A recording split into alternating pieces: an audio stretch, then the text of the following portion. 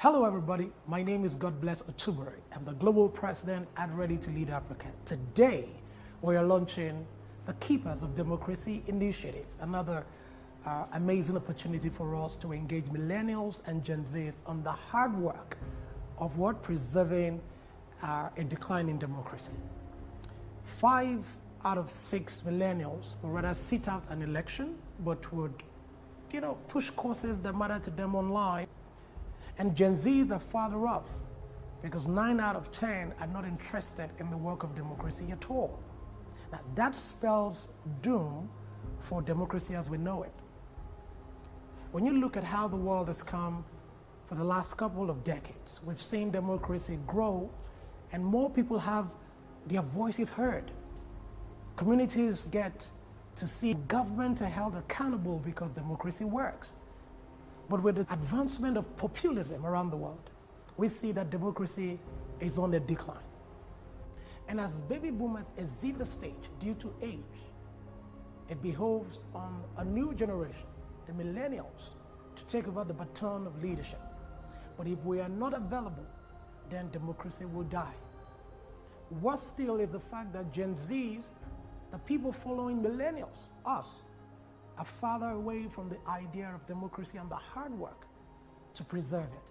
So the Keepers of Democracy is an active platform where millennials and Gen Zs will take on the work, the very hard work, of saving and preserving democracy as we now know it. Because everything, our talent, our capacity to create businesses, our capacity to build new ideas, our freedom of speech, human rights are all embedded in democracy. And if we fail to protect it, then what happened in Mali just a few weeks ago may just run through the continent of Africa and all the parts of the world. Millennials and Gen Zs, this is our moment and this is our time to reclaim the idea that democracy works for everyone, and that when we preserve democracy, we preserve our freedom, our liberties, and the development of society. So the Keepers of Democracy will be actively doing a few things. Registering a lot of young people, millennials and Gen Zs, to become members of political parties at the community, state, and national levels. We're also going to ensure that during elections on the continent of Africa and around the world, we register more people to come out and vote. The electoral commissions across the world don't count hashtags. Do you know what they do? They count actual votes. The third thing we'll do again is that we would actively mobilize people to engage with government at all levels, so that policy design would have millennials and Gen Zs making maximum input. The fourth thing we will do is that we would push human rights causes. Our freedom has to be protected.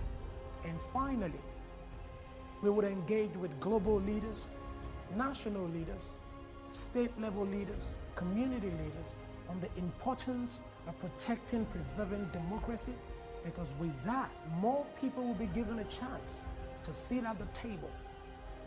Because if we watch democracy die, as millennials and Gen Zs, we will be seeing progress that we've made over the couple of years evaporate before our very eyes. And because we don't want that, we are all now going to sign up to become keepers of democracy. Because democracy would only survive if millennials and Gen Zs come together, working hand in hand and side by side to preserve this wonderful system of government that guarantees freedom, prosperity, development, and creativity for human beings.